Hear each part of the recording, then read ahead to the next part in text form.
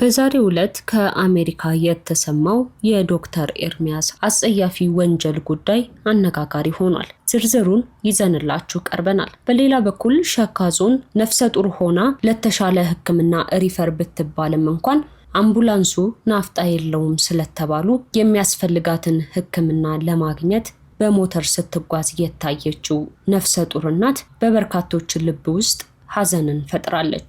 ምን ተፈጠረ የሚለውን እናጋራችኋለን። ሰላም እንደምን አላችሁ የሮም ቲዩብ ተከታታዮች። ሮም ቲዩብ አዳዲስና ወቅታዊ ጉዳዮችን ወደ እናንተ ይዘን የምንቀርብበት ቻናላችን ነው። አዘጋጅቼ የማቀርብላችሁ ሮማን ጌቴ ነኝ።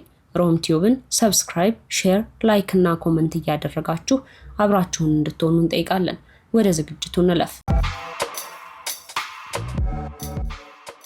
በሜሪላንድ ስቴት ሲልቨር ስፕሪንግ ውስጥ የሚሰሩት ዶክተር ኤርሚያስ ሰማዬ አንዲትን ታካሚ በቢሮአቸው ውስጥ ጾታዊ ጥቃት ፈጽመዋል በሚል በቁጥጥር ስር መዋላቸውን ፎክስ 5 ዘግቧል። የሞንትጎመሪ ካውንቲ ፖሊስ ባወጣው መግለጫ መሰረት ዶክተር ኤርሚያስ መጋቢት 10 ቀን ወይም ማርች 19 በቁጥጥር ስር የዋሉ ሲሆን በ3 የጾታ ጥቃትና በ5 የትንኮሳ ወንጀል ክሶች ተመስርቶባቸዋል። ተጎጂዋ ግለሰብ ጥቃቱን ለፖሊስ ያመለከተችው በመጋቢት ወር መጀመሪያ ላይ መሆኑ ታውቋል። የመጀመሪያው ጥቃት የካቲት 11 ወይም ፌብሩዋሪ 19 የጥርስ ንጽህና ባለሙያዋ ክፍሉን ለቃ እስክትወጣ በመጠበቅ ዶክተሩ ጣታቸውን የታካሚዋ አፍ ውስጥ በማስገባት ተገቢ ያልሆነ ድርጊት መፈጸማቸው ተገልጿል። ሁለተኛው ጥቃት የካቲት 19 ወይም ፌብሩዋሪ 27 ተጎጂዋ ለጥንቃቄ ጓደኛዋን ይዛ ብትመጣም ዶክተሩ ጓደኛዋን ከክፍሉ ውጪ እንድትጠብቅ በማሳመን ተመሳሳይ ድርጊት መፈጸማቸውን ተመልክቷል። ፖሊስ እንደገለጸው ዶክተር ኤርሚያስ ከተጎጂዋ ጋር በስልክ ባደረጉትና መርማሪዎች በድብቅ ባዳመጡት ንግግር ድርጊቱን መፈጸማቸውን አምነዋል። መርማሪዎቹ ባደረጉት ማጣራት እንደ አውሮፓውያን አቆጣጠር በ2018 በተመሳሳይ ድርጊት በዶክተሩ ላይ ጥቆማ ቀርቦ እንደነበርም ደርሰውበታል። በወቅቱ በወንጀል ባይከሰሱም የሕክምና ፈቃዳቸው ለተወሰነ ጊዜ ታግዶ በክትትል ስር እንዲቆዩ ተደርጎ እንደነበር ተጠቁሟል። ፖሊስ ሌሎች ተጎጂዎች ሊኖሩ ይችላሉ የሚል ግምት ስላለውም መረጃ ያለው ማንኛውም ሰው እንዲያሳውቅ ጥሪ ማቅረቡን የተሰማው።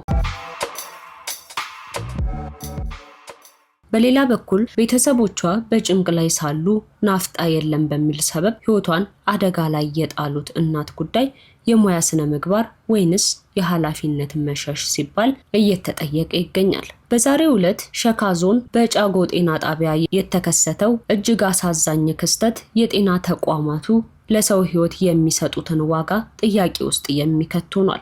በአስቸኳይ ምጥ ላይ የነበሩ አንዲት እናት ለተሻለ ሕክምና ወደ ማሻ ሆስፒታል ሪፈር ቢደረጉም በአካባቢው የሚገኘው አምቡላንስ ናፍጣ የለኝም በሚል አስደንጋጭ ምላሽ አገልግሎት ሊሰጥ አልቻለም። በዚያም ምክንያት እናቲቱ በከፍተኛ የጤና ስጋትና በምጥ ስቃይ ላይ እንዳሉ በሞተር ሳይክል ተጭነው ለከፋ አደጋ ተጋልጠው እንዲጓዙ ተደርገዋል።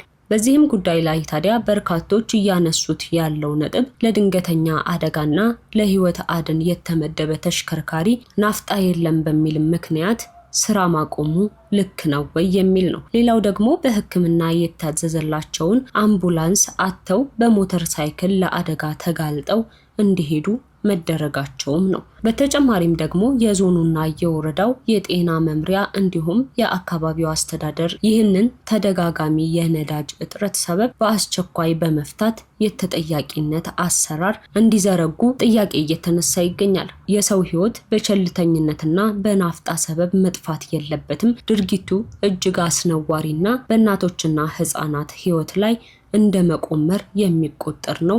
የሚመለከተው አካል አፋጣኝ ምላሽ እንዲሰጥ እንጠይቃለን ሲሉ ነው ሰዎች አስተያየታቸውን እየተናገሩ የሚገኙት። ለዛሬ ይዘንላችሁ የቀረብነው ይህ ነበር። ሮም ቲዩብን ሰብስክራይብ፣ ሼር፣ ላይክ እና ኮሜንት እያደረጋችሁ ቤተሰብ እንድትሆኑ እንጠይቃለን። በሌላ መረጃ እስክንገናኝ ድረስ ሰላምና ፍቅር ለሁላችሁ ይሁን።